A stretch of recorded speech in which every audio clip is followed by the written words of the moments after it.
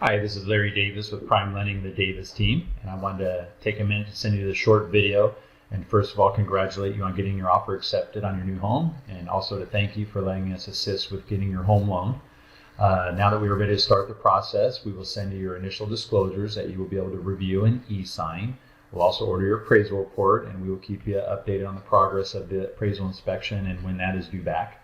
During the process, my assistant Julia Colosi and my production manager Dan Ryan will also be sending out updates. They'll send you any need list of items that we may need as far as additional documentation for the loan file.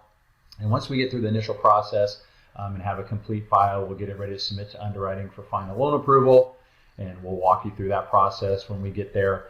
Once we get the final approval back, there'll probably be some approval conditions that we need to address, which is very normal, very common.